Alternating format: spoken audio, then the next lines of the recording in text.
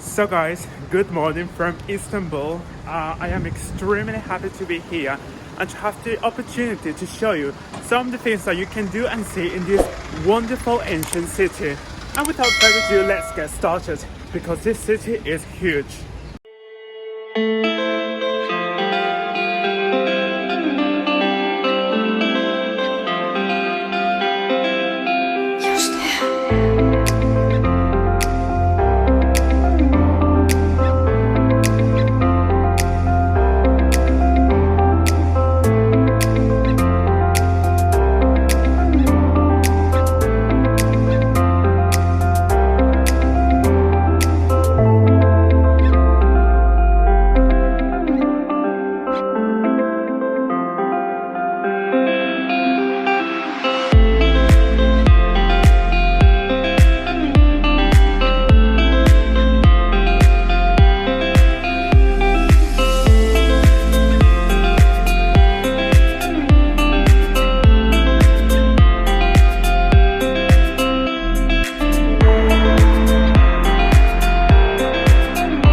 So one of the essential things that you have to do here while you are in Istanbul is to visit the Topkapi Bazaar, where you can find absolutely everything.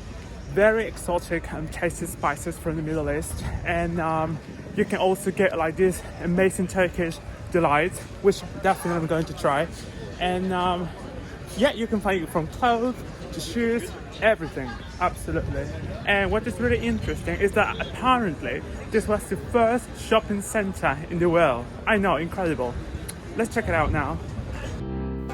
Welcome to Topkapi Palace. This is the most authentic and interesting bazaar in Istanbul.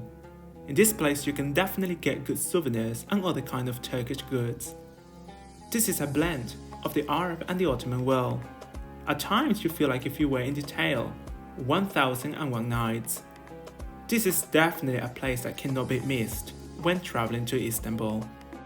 The construction of the future Grand Bazaar Square started during the winter of 1455, shortly after the Ottoman conquest of Constantinople.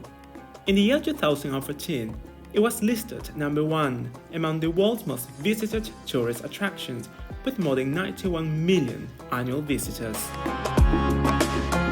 Let me tell you something, if you still don't know what souvenir to get here in Istanbul, you definitely need to come here because then your mind is going to be clear. There are so many things here that you just would fall in love easily.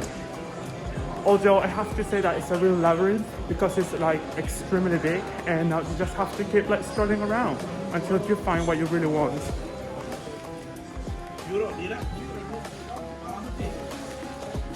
And I suppose that you are already familiar with the fact that here in the Middle East, because I know that Istanbul is like, you know, like half Middle Eastern, half like European.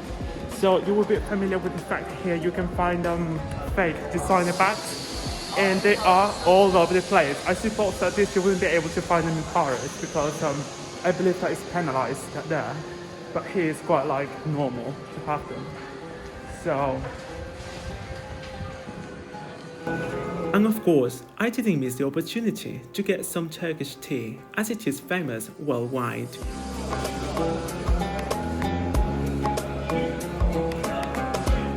Back on the streets of Istanbul.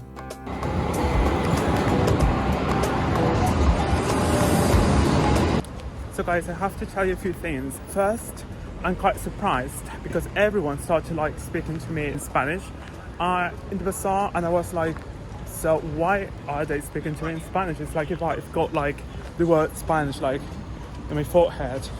Second, I would say that more than half here of the population are not wearing masks, and that is really like scary. Like even in indoor places. I just went to top up my internet, you know, to get some data here, and no one was wearing a mask, even the staff. And something else I have to say that here, heating is much stronger than in Spain. I have to tell you that I've been sweating a lot. Whenever I got like inside any place, I just like start sweating instantly because heating here is extremely strong. Plus, I am really like annoyed because like internet here is like bloody expensive. It's not as I thought. So basically for 20 gigabytes, I had to pay 23 euros, which is something that you would pay in Spain, but for goodness sake, Spain, Turkey, in terms of prices, I mean, I'm not talking about beauty and etc. So I don't want you to misunderstand my words. Our next stop is going to be the Sultanahmet Square, also known as the Hippodrome of Constantinople. Previously, it was a circus that was the sporting and social center of Constantinople, which was the capital of the Byzantine Empire. Direct to interesting sites on this square, first you have the Alman-Çeşmesi fountain, built in Germany in the year 1898, and then transported to Istanbul in the year 1990. Next, we've got the obelisk of Theodosius. I couldn't believe my eyes when I saw it. It is an ancient Egyptian obelisk of Pharaoh Thutmose III, re-erected in the Hippodrome of Constantinople by Roman Emperor Theodosius in the 4th century AD. So guys, right now we are going to see two of the two massive places here in Istanbul.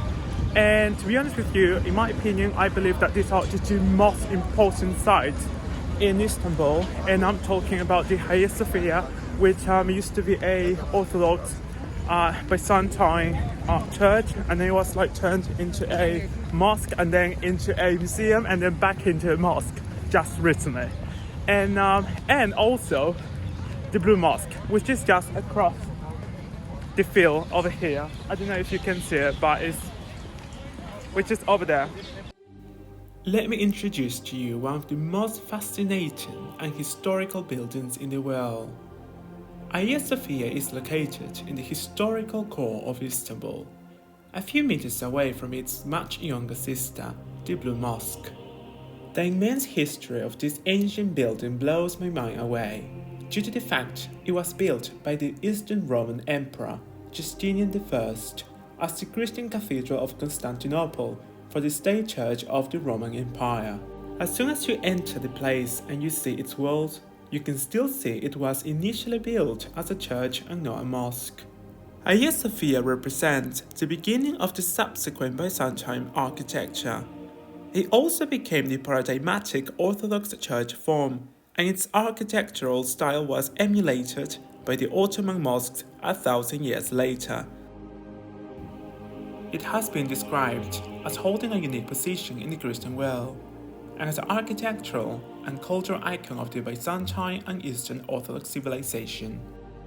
There is only one thing that came to my mind as soon as I entered this mosque, and it was the Mosque Cathedral of Córdoba in southern Spain. They both have been converted from one religion to another, but the only thing that I can say is that both of them are extremely beautiful. So now you know, when you come to Istanbul, you definitely cannot miss the opportunity to come and visit this lovely mosque.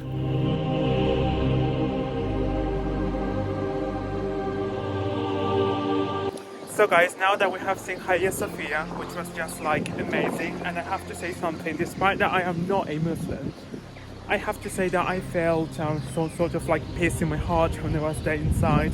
And that was really admirable, you know, like to see all those people there, some of them pray and some of them just like sightseeing, and that was really nice. So now it's time to go and see the counterpart of Hagia Sophia, which is the Blue Mosque, which is just as beautiful, but this one is definitely a more authentic mosque, because you have to remember that Hagia Sophia was built as a church initially, and then it was like turned into a mosque. Sadly, I won't be able to show you the beauty and the splendor of the iconic Blue Mosque due to the fact it is under renovation work. This is the first and only 6-minaret mosque of Ottoman architecture. It's currently undergoing the most comprehensive restoration in its 400-year history. The mosque was built by architect Zulfikar Mehmed, following order of Ottoman Sultan Ahmed I. Once again, it is a real shame not to be able to see the splendor and the beauty of the interior of this mosque, but this means that I will have to come once again in the future.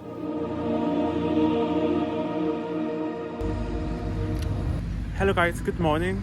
So today is my second day here in Istanbul, and I would like to show you one of the very important sites here in Istanbul. I'm talking about the Topkapi Museum, which used to be a very opulent palace. I'm so excited to show you the Topkapi Museum, where sultans lived for centuries during the Ottoman Empire. The construction was ordered by Sultan Mehmed the Conqueror in the year 1459, 6 years after the conquest of Constantinople. The palace complex is located on the Seraglio Point, overlooking the Golden Horn, where the Bosphorus Strait meets the Marmara Sea. There are many interesting facts about this palace. As I said, the Topkapi Palace was the primary residence of the Ottoman Sultans for approximately 400 years of the 624-year reign. Topkapi is the largest and oldest palace in the world to survive modern times. The palace was the heart, brain, and the center of the Ottoman Empire, as well as the residence of the Sultan. It was the center of the administrative affairs and the highest educational institution of the empire.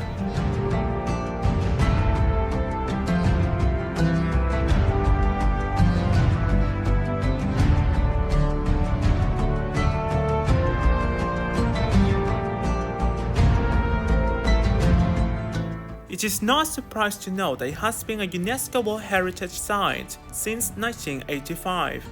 It has more than 400 rooms. It also houses the 5th biggest diamond in the world. It has been functioning as a museum for almost 100 years. And listen to this, the Sultan really liked women.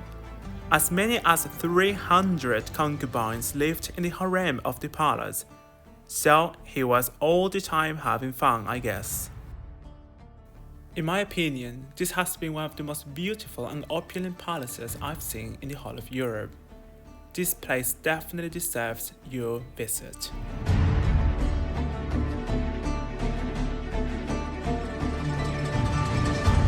So guys, I finally came out and I have to say that the place is absolutely amazing. The only bad thing that I have to say is that you pay 18 euros to see like the whole complex, but there is not heating whatsoever.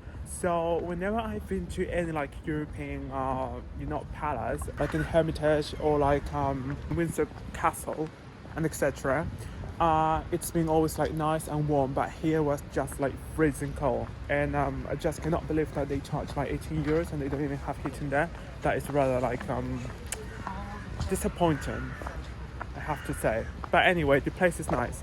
There are a few like ruins here from like the Roman times, just by the walls of the palace, and that is really sad because those things should be like in a museum, I guess.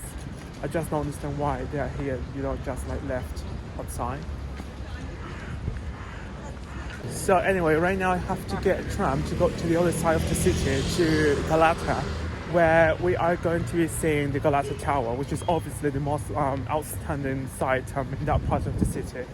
And to do that, I'm gonna get like a tram because I'm quite tired of like walking around. My feet are just like killing me.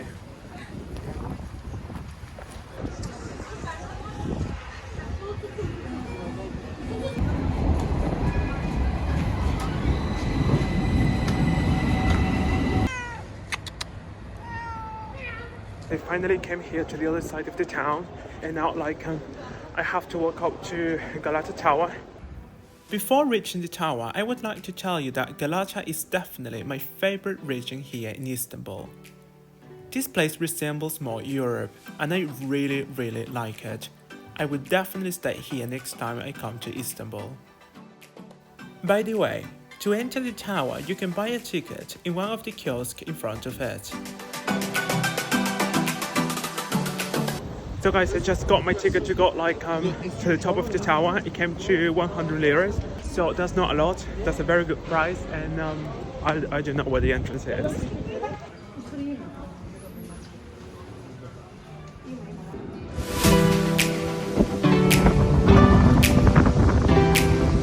Only when you come here you can really understand how big the city is. It's like Istanbul is like huge.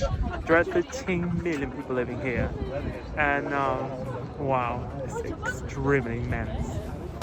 As you can see, From up here you can have a 360-degree view of the city. Istanbul has one of the most stunning and impressive skylines I've seen. And what it is more incredible for me, it's the fact that you can see Asia from Europe across the Bosphorus Strait, where half of the city is situated. There is a different continent. So, this is the place where you have to come to have this lovely view.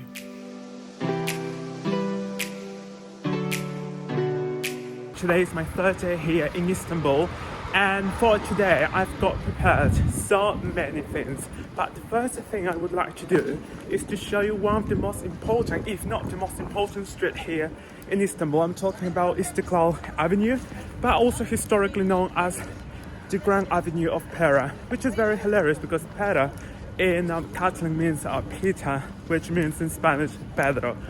So for me it's like something familiar. But we are going to get the metro to get there. If you come to Istanbul, you can definitely use the metro. It is really affordable, clean and modern, and I really liked it. If you want to have a nice local experience when you come to Istanbul, then using the metro is a nice way to do it, apart from sightseeing and enjoying the amazing food. Millions of people use the Istanbul metro every day. And the incredible thing is that it is open 24 hours a day. So it's never too late to get home from any place you are in the city. The best deal is to get a through-ride ticket for 23 liras. The metro is available in almost all parts of Istanbul, and you can easily travel from Europe to Asia via Marmaray, the undersea tunnel from Üsküdar to Circasi.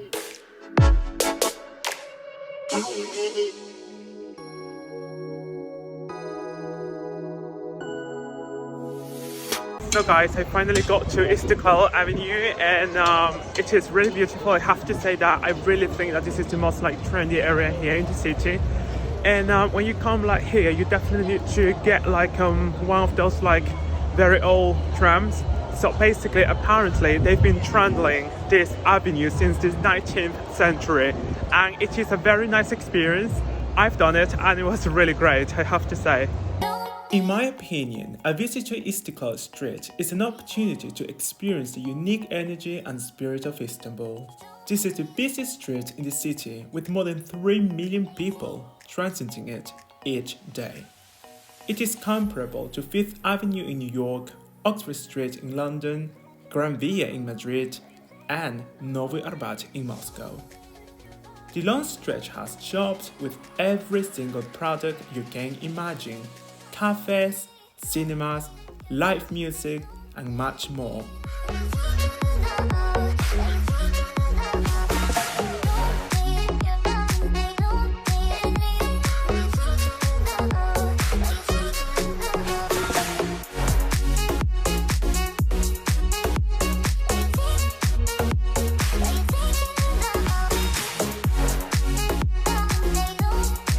So guys, I found this lovely cafe in this shopping center, and I've got a lovely view to the street here. And I'm going to have a almond milk cappuccino because it is rather cold here, but it is sunny, so it is a very good mix. I like when it's cold and sunny. Guys, when you walk down the Istiklal Avenue, you are going to get to a very important place for all Turks. So this is the Republic Monument. So basically this commemorates the founding of the Turkish Republic and Kemal Atatürk, and it was built in the year 1928. There is something that you have to definitely do when you come here to Istanbul. You cannot miss the opportunity to get on a boat and to sail across the Bosphorus Strait. And this is what I'm going to do now. I want to go to the Anatolian side of Istanbul. Anatolia is the Asian part of Turkey, which is a peninsula, and the majority of the country is situated in that area. Because as you know, Istanbul, this part of Istanbul is the only part which is situated in Europe, and across the strait you've got Asia. So this is a very unique city, definitely, because it is situated in 2 continents at the same time. To go from the European side of Istanbul to Üsküdar boat station, which is situated in Asia, you can get a sea bus from any of the boat stations in the historical side of Istanbul, such as Kabataş or Eminönü.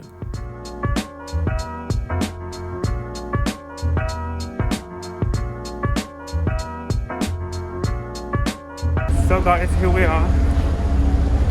I finally got this boat. It was so difficult to get that stupid ticket. It's you know what, basically these machines, they don't take cards, and to top it all, I had to get some cards basically, and then if that was not enough already, I had to go and buy something, because these machines, they don't take bills more than 30 liras. That was a real drama, but in any case, so I've got everything under control. So now I'm gonna go across the strait to the other side, and yeah, that's great. Get ready to see one of the most beautiful sceneries in the world. Istanbul has definitely been blessed by God. There is a pristine, breathtaking and stunning nature surrounding the city.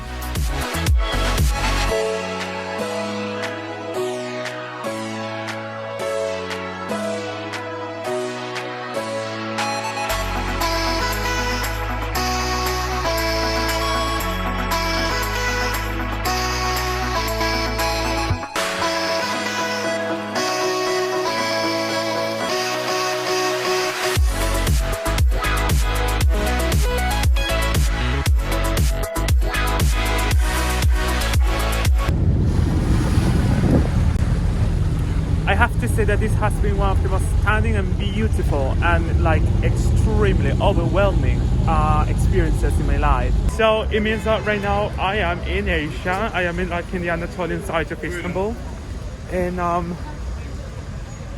wow, it's incredible. Let me give you a piece of advice. If you want to have a nice view overlooking Galata and the Golden Horn, you definitely need to come to the Asian part of Istanbul. I have to say that I've got the sensation that in this part of the city, there is a calmer ambience. People come here to chill out and to see the incredible sunsets of Istanbul.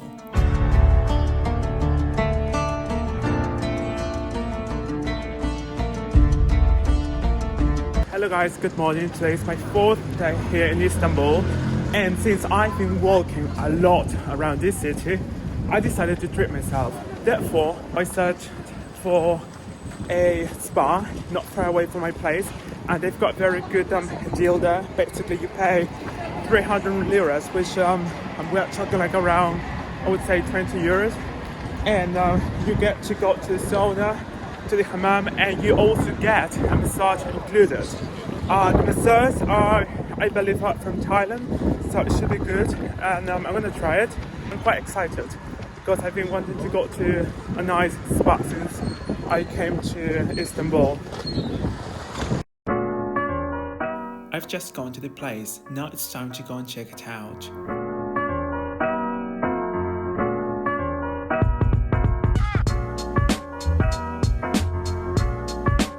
I have an appointment at 12. Is that okay? This is yours. Yeah, this is me.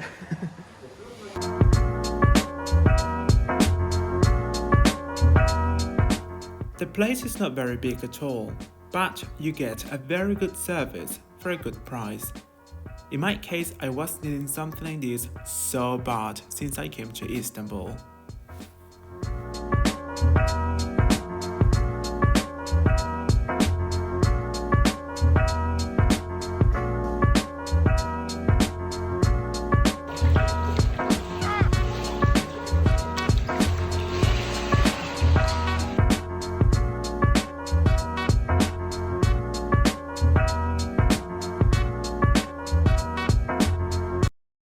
Since I couldn't show you the Blue Mosque because they are refurbishing it, I decided to come to one of the most important mosques of Istanbul, which is the Suleymaniye Mosque. This is a very beautiful and extremely old mosque. I would say one of the oldest and one of the biggest of Istanbul. And I would like to tell you something. When you come to Istanbul, don't just go into the Hagia Sophia and the Blue Mosque. I know that they are the most famous, or at least the most known side of Istanbul. However, it doesn't mean that the city has only two mosques. You can also see like all the like amazing masterpieces throughout the city, and definitely this one is one of the best of all of them. I really recommend you to come here because it is really beautiful and magnificent. Glorious and majestic, Suleymaniye Mosque was built in the 16th century by great architect Mimar Sinan for Sultan Süleyman the Magnificent. The mosque stands on the third hill of the old town, dominating the Golden Horn and contributing to the skyline of this Eurasian metropolis.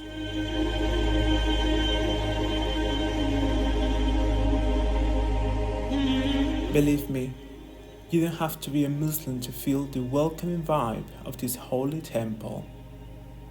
There is a heavenly sensation within its walls.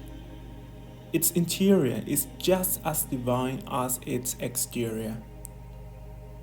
My words will not come to power to explain in a single phrase the grandeur of this mosque. And remember, Istanbul is not just Hagia Sophia and the Blue Mosque.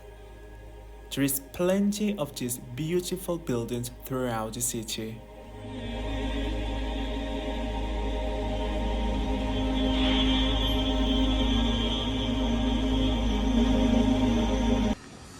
So guys, and for the end of this video, I've come to this lovely cafe which is situated just in front of the mosque. I am enjoying an amazing cappuccino. From this place you can have an amazing view of the city. You can see almost every single spot of this metropolis. Istanbul has definitely been and is one of the most wonderful cities I've ever seen in my life. And without any further ado, I really hope that you find this video really helpful and that you like it. Don't forget to subscribe to my channel and to give me a thumbs up. Take care and see you next time on a new adventure.